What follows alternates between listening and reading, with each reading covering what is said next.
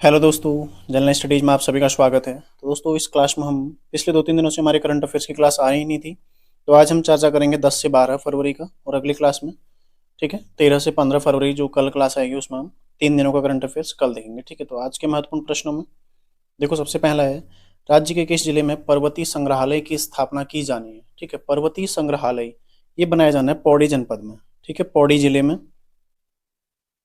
पौड़ी जिले के मुख्यालय में इसका मतलब जो पौड़ी स्थान है वहां पर इसका निर्माण किया जाना है। ठीक है, पर्वतीय संग्रहालय, साथ ही यहाँ पर तारामंडल भी एक बनाया जाएगा। तारामंडल, पर्वतीय संग्रहालय प्लस तारामंडल, ये दोनों चीजें कहाँ पर बननी है? पौड़ी जनपद में बननी है। देखो, दोनों का उद्देश्य क्या है? जो पर्वतीय संग्रहालय है इसका उद्देश्य है पहाड़ की संस्कृति, ठीक है, पहाड़ की संस्कृति, पहाड़ का भूगोल के साथ ही जो लोक जीवन है यहाँ का, ठीक है, लोक जीवन के जो विभिन्न आयाम है उनका ज्ञान एक ही छत के नीचे उपलब्ध कराना इसका क्या है? उद्देश्य है। साथ ही जो तारामंडल का उद्देश्य है, जो भी विद्यार्थी हैं उनको खगोलीय गतिविधियों का प्रत्यक्ष ज्ञान देना इसका क्या है?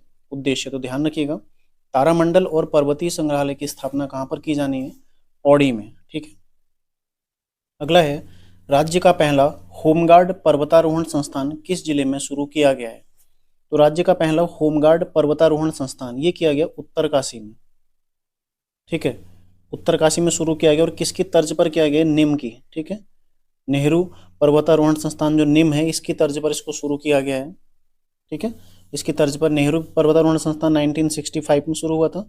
और साथ ही जो उत्तरकाशी में अभी होमगार्ड पर्वतारोहण संस्थान, इसका नाम क्या रखा गया? आरोहण, नाम का रखा गया इसका आरोहण। ठीक है, जो राज्य का पहला होमगार्ड पर्वतारोहण संस्थान है इसका नाम है आरोहण, जो कि उत्तरकाशी में शुरू किया गया है।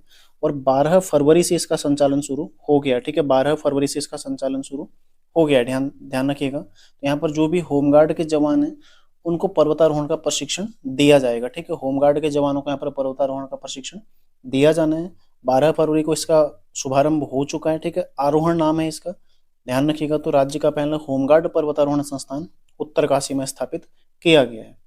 अगला प्रश्न है, उत्तराखंड सरकार द्वारा समान नागरिक संहिता विधेयक से संबंधित नियमों का ड्राफ्ट बनाने हेतु किसकी अध्यक्षता में समिति गठित की है? देखो, पहले कमेटी गठित हुई थी एक, जस्टिस रंजना प्रकाश देसाई। ठीक है, इनकी अध्यक्षता में एक कमेटी गठित हुई थी जिसने समान नागरिक संहिता का मसौदा तैयार किया, मतलब ड्राफ्ट उसने भी तैयार किया। ठीक है, तो उसने कई सारे उसमें सुझाव दिए।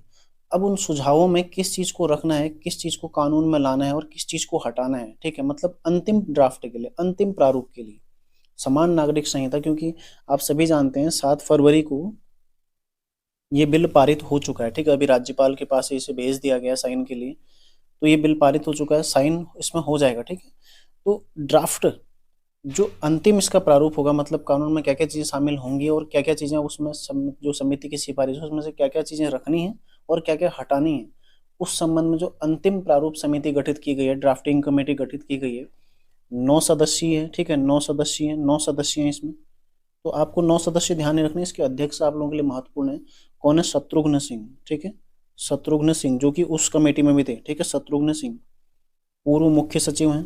ठीक है, उस कमेटी में भी थे, जो मुख्य मसौदा समिति थी पहले जो गठित की थी उसमें भी सदस्य के रूप में थे, और वर्तमान में इन्हीं की अध्यक्षता में एक ड्राफ्टिंग कमेटी इसके अंतिम प्रारूप के लिए गठित की गई है। ठीक है, अगला सवाल है, अंतर्राष्ट्रीय ऊर्जा एजेंसी द्वारा जारी रिपोर्ट के अनुसार नवीकरणीय ऊर्जा क्षमता में शीर्ष देश कौन है? ठीक है, नवीकरणीय ऊर्जा क्षमता, इसमें शीर्ष देश देखो चीन। ठीक है, चीन ने मतलब ऊर्जा क्षमता को बढ़ाने में, नवीकरणीय ऊर्जा क्षमता को बढ़ाने में शीर्ष देश कौन है? चीन है। ठीक है, दूसरे नंबर पर इसमें यूरोप आता है और तीसरे पे यूएस है। ठीक है, दूसरे नंबर पर पूरा यूरोप महाद्वीप है और तीसरे पे यूएस है। ठीक है, तो ध्यान रखिएगा, विश्व में कुल 510 गीगावाट, ठीक है, इतनी क्षमता, इतनी जो गीगावाट क्षमता का विकास हुआ है नवीकरणीय ऊर्जा का, जिसमें से चीन ने अकेले 360 गीगावाट क्षमता विकसित की है। ठीक है, तो ध्यान रखिएगा, नवीकरणीय ऊर्जा क्षमता में शीर्ष कौन है? चीन है।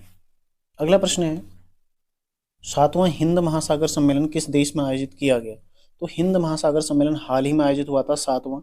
इसमें भारत की तरफ से विदेश मंत्री शामिल हुए थे। ठीक है, भारत से विदेश मंत्री शामिल हुए थे।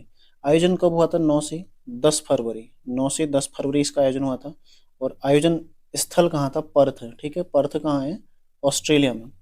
पर्थ कहाँ है? ऑस्ट्रेलिया में पड़ता है पर्थ, तो यहाँ पर इसका आयोजन हुआ था। और ये 7वें क्रम का था, ध्यान रखिएगा। और 2016 में इसका पहला सम्मेलन आयोजित किया गया था। ऐसा पहला सम्मेलन 2016 में आयोजित हुआ था। वर्ष 2024 में 9 से 10 फरवरी को इसका 7वां सम्मेलन आयोजित हुआ है, जो कि पर्थ ऑस्ट्रेलिया में आयोजित हुआ है, ठीक है। और भारत से कौन शामिल हुए थे इसमें? भारत के विदेश मंत्री।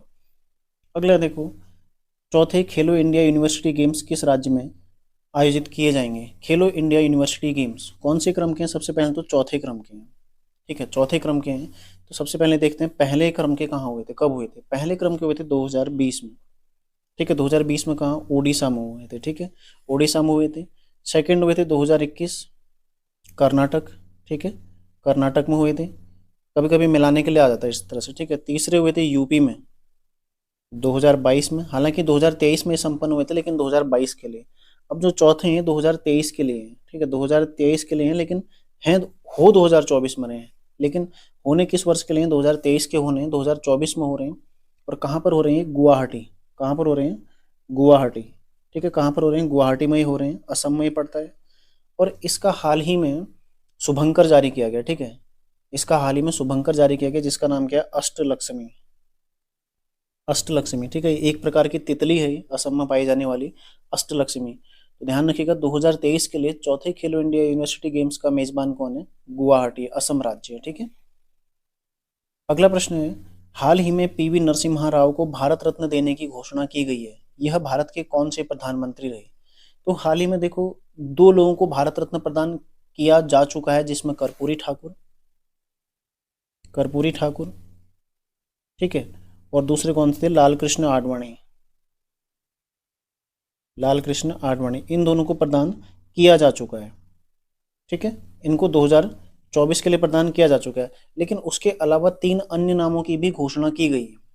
हालांकि आप सभी जानते हैं कि भारत रत्न एक वर्ष में केवल 3 व्यक्तियों को ही दिया जा सकता है, तो इनको दिया जा चुका है। लेकिन नामों की जो घोषणा हुई है, उन घोषणाओं में सबसे पहले पीवी नरसिम्हा राव, दूसरे व्यक्ति कौन है? Swaminathan, doctor M S Swaminathan, ठीक है, डॉक्टर एम एस स्वामीनाथन। और तीसरे व्यक्ति कौन है? चौधरी चरण सिंह, ठीक है, तीसरे व्यक्ति कौन है? चौधरी चरण सिंह। तो इन तीनों की घोषणा हुई है, लेकिन अभी तक प्रदान नहीं किया गया, ठीक है। अब हो सकता है अगले वर्ष इन्हें प्रदान करें, तो अभी तक इन्हें प्रदान नहीं किया गया है।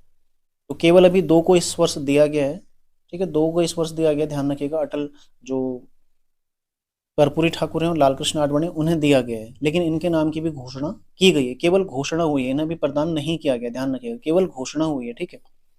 तो देखो, पीवी नरसिम्हा राव भारत के 9वें प्रधानमंत्री थे, ठीक है। इन्हीं के समय में भारत ने जो वैश्वीकरण, उदारीकरण और निजीकरण, इस नीति का पालन किया था, ठीक है। वैश्वीकरण, उदारीकरण और निजीकरण, पीवी नरसिम्हा राव के समय में ही इस नीति का पालन किया था। 9वें प्रधानमंत्री थे। पंचायती राज, और जो ये पंचायती राज है, नगर निकाय वाला कानून है, ठीक है, संशोधन हुआ था, इन्हीं के समय में हुआ था। और इन्हीं के समय में देखो, इनको क्यों दिया गया? अपनी विदेश नीति के लिए, ठीक है, इनको अपनी विदेश नीति के लिए पीवी नरसिम्हा राव को भारत रत्न से सम्मानित किया गया, जो कि 53वें क्रम के हैं, ठीक है, 53वें क्रम के हैं। 50वें कौन थे? लाल कृष्ण आडवाणी। 53वें कौन है? पीवी नरसिम्हा राव, ठीक है। तो ध्यान रखिएगा, आंध्र प्रदेश के रहने वाले थे मुख्यतः। इनके बारे में कंप्लीट हो गया। यदि चर्चा करें 51वें क्रम के कौन है, तो वो हैं चौधरी चरण सिंह, जो कि उत्तर प्रदेश के थे, ठीक है। भारत के 5वें प्रधानमंत्री रहे थे, 5वें प्रधानमंत्री रहे थे, ठीक है। और कब से कब तक रहे थे? 1979 से 80 के बीच में 5वें प्रधानमंत्री रहे थे। जबकि नरसिम्हा राव 1991 से लेकर 96 के मध्य प्रधानमंत्री रहे थे, ठीक है। चौधरी चरण सिंह 79 से 80 में रहे थे। और किसानों के अधिकारों की रक्षा के लिए, किसानों के अधिकारों की रक्षा के लिए इन्हें यह पुरस्कार प्रदान किया गया। आप लोग लिख लीजिएगा, देखो, नरसिम्हा राव को विदेश नीति के लिए, ठीक है, और किसानों के अधिकारों की रक्षा के लिए चौधरी चरण सिंह को यह पुरस्कार प्रदान देने की घोषणा की गई, ठीक है, प्रदान नहीं किया गया, अभी देने की घोषणा की गई है, ठीक है। चौधरी चरण सिंह, जो कि उत्तर प्रदेश के रहने वाले थे, और 1979 से 80 तक का भारत के प्रधानमंत्री रहे थे, जो कि 5वें प्रधानमंत्री थे, ठीक है। और इनका क्रम कौन सा? 51वां क्रम है भारत रत्न में। जबकि एम एस स्वामीनाथन, ये हैं 52वें क्रम के, जो हरित क्रांति के जनक भारत में कहे जाते हैं, ठीक है, भारत में माने जाते हैं। मतलब हरित क्रांति का जनक भारत में कौन है? एम एस स्वामीनाथन, ध्यान रखिएगा। और हाल ही में इनकी मृत्यु भी हो चुकी है। 28 सितंबर 2023 को इनकी मृत्यु कब हुई थी? 28 सितंबर 2023 को इनकी मृत्यु हो चुकी है, ठीक है। तो तीनों अति महत्वपूर्ण है, तीनों आपने ध्यान रखने हैं। केवल इनकी घोषणा हुई है, ये अभी प्रदान नहीं किए गए हैं। जबकि प्रदान जो किए जा चुके हैं वो हैं कर्पूरी ठाकुर और लाल कृष्ण आडवाणी। और लाल कृष्ण आडवाणी 50वें क्रम के व्यक्ति बने हैं। 51वें चौधरी चरण सिंह, 52वें स्वामीनाथन और 53वें पीवी नरसिम्हा राव। ठीक है, और पीवी नरसिम्हा राव ही हैं जिनके समय उदारीकरण, वैश्वीकरण और निजीकरण की नीति का पालन भारत ने किया था। तो यहाँ तक आपका क्लियर हो गया। आगे देखते हैं, देखो किस तिथि को विश्व दलहन दिवस मनाया जाता है। ये है विश्व दलहन दिवस, 10 फरवरी को मनाया जाता है। ठीक है, 10 फरवरी विश्व दलहन दिवस मनाया जाता है, जो कि 2016 से शुरू हुआ है। ठीक है, 2016 से ये शुरू हुआ है। वर्ष 2024 के लिए इसकी थीम क्या है? दालें पौष्टिक मिट्टी, दालें कौमा पौष्टिक मिट्टी। ठीक है, ये इसकी थीम है, तो ध्यान रखिएगा, दालें पौष्टिक मिट्टी, ये इसकी क्या है? थीम है। अगला सवाल है, WHO नेल्सन मंडेला पुरस्कार किसे प्रदान किया गया? ठीक है, तो 2024 के लिए WHO नेल्सन मंडेला पुरस्कार किसको प्रदान किया गया है? NIMHENS। ठीक है, इसका जो फुल फॉर्म है वो क्या हो जाएगा? राष्ट्रीय मानसिक स्वास्थ्य और तंत्रिका विज्ञान संस्थान। ठीक है, राष्ट्रीय मानसिक स्वास्थ्य और तंत्रिका विज्ञान संस्थान। तो हिंदी में आप लोग इसको लिख लीजिएगा, मैंने यहाँ पर शॉर्ट में आपको दे दिया। ठीक है, राष्ट्रीय मानसिक स्वास्थ्य और तंत्रिका विज्ञान संस्थान, इसको ये पुरस्कार प्रदान किया गया। ठीक है, भारत के राष्ट्रीय मानसिक स्वास्थ्य और तंत्रिका विज्ञान संस्थान को ये पुरस्कार प्रदान किया गया, WHO नेल्सन मंडेला पुरस्कार 2024। अगला है, आज का लास्ट सवाल है, हाल ही में जल, वायु तथा जीवन के अध्ययन हेतु पेस मिशन किसने लॉन्च किया है? ठीक है, पेस मिशन किसने लॉन्च किया है? ये लॉन्च किया है नासा ने।